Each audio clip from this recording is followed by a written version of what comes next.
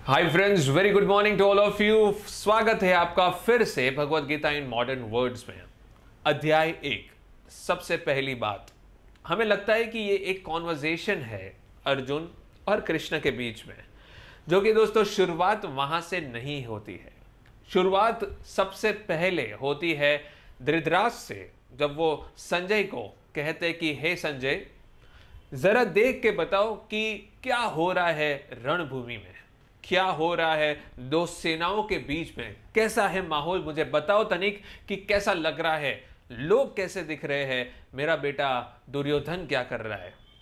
और उस वक्त सोचने वाली बात यह है दोस्तों, हम वहां पे आगे बढ़ने से पहले फिर से थोड़ा पीछे चलते हैं और देखते हैं कि दोस्तों जब मुनिवर व्यास आए थे और धृतराष्ट्र को उन्होंने कहा कि आप चाहो तो पूरा युद्ध अपनी आंखों से देख सकते हो, ऐसी दिव्य दृष्टि मैं तुम्हें प्रदान करता हूं, लेकिन एक नेगेटिव इंसान देखिए दोस्तों, वो अपॉर्चुनिटी को नहीं देखता है, वो नेगेटिविटी को देखता है। उस वक्त दोस्तों वो दुर्योधन कहता है कि मैंने तो अपना पूरा जीवन नेत्रहीनता में ही तो जिया है, मैं ये भला युद्ध को देखकर कौन सा खुश होने वाला हूं।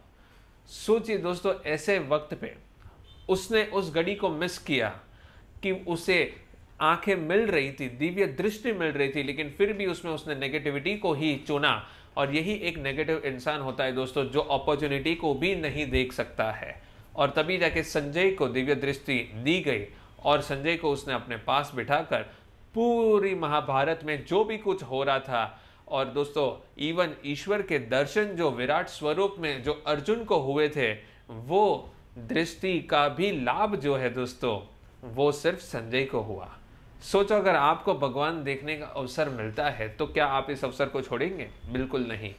ये अवसर उसे मिलने वाला था, लेकिन उसने फिर भी नेगेटिविटी को चुना कि मुझे लाइफ में तो ये क्या, कौन सा बड़ा हैप्पीनेस आने वाला है, ये करने से मेरी लाइफ में क्या होने वाला है। सिर्फ रोते रहा, उसमें उसे ईश्वर के दर्शन होने भी मिस हो गए।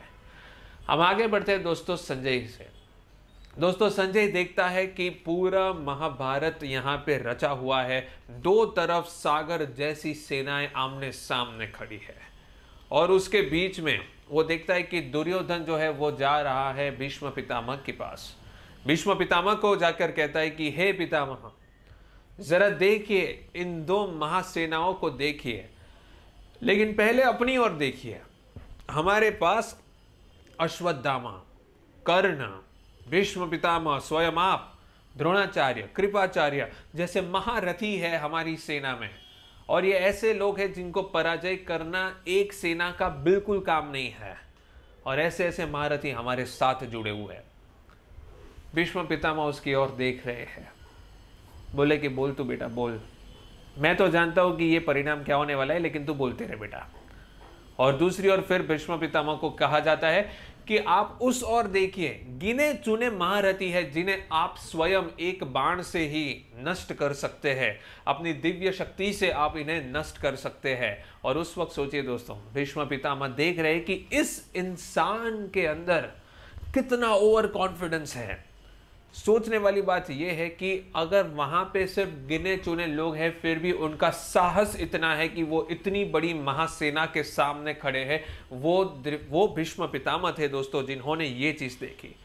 भीष्म पितामह कहने की कोशिश करते हैं उस वक्त कि हे दुर्योधन, तनिक ये देखो कि ये गिने चुने महारथी फिर भी इतनी बड़ी महासेना के सामने खड़े होने की हिम्मत रखते हैं, साहस रखते हैं, तुम्हें ये नजर नहीं आ रहा है?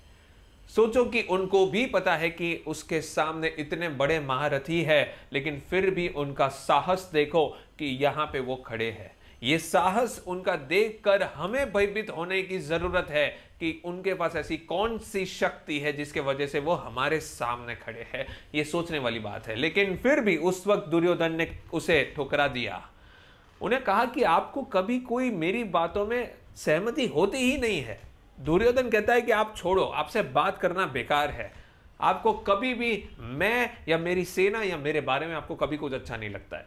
All over the thing is the negativity. युद्ध से पहले भी चल रहा है तो क्या है? नेगेटिविटी।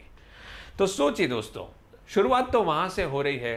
भगवत गीता के पहले कुछ श्लोक जो है वो कुछ इसी से शुरुआत होते हैं कि दुर्योधन का संवाद जो हो रहा है पितामह के साथ, और पितामह के कुछ जवाब ऐसे हैं जिसमें वो ये कहने को चाह रहे हैं कि बेटा देखो, over confidence is something very bad element inside a human. ये कॉन्फिडेंस रखना कि मैं इस चीज को कर सकता हूं ये अच्छा है, लेकिन ये कहना कि मैं ही इस चीज को कर सकता हूं इसे कहते हैं ओवर कॉन्फिडेंस। हम में से हर कोई है दोस्तों जो कि कभी ना कभी कुछ लेवल पे कॉन्फिडेंस रखता है। हम कहते हैं कि मैं इस चीज को जरूर कर सकता हूं, लेकिन ये मानना कि सिर्फ मैं ही इस चीज को कर सकता हूं ये ओवर कॉन्फिडेंस है। भले ही आप कुछ भी क्यों ना हो, मान लो कि आप प्रोजेक्ट हेड है, आप किसी जगह पे कस्टमर सपोर्ट में है, आप किसी जगह पे जनरल मैनेजर है या फिर डायरेक्टर है किसी कंपनी के, या तो फिर आप कॉलेज में कोई लेट्स से कल्चरल फेस्टिवल में एक टीम लीडर है। अगर आपको ये लगता है कि आपके बिना वो काम नहीं हो सकता है, तो आप बिल्कुल दुर्योधन के उस गुण की तरीके से है जो कि ओवर कॉन्फिडेंट है।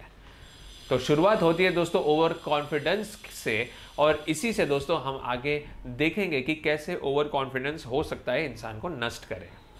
बने रहिए दोस्तों इस प्रोग्राम के साथ, जुड़े रहिए। मेरा नाम मौलिन पंड्या है। Stay tune and let's continue with the next part of this session in the next series.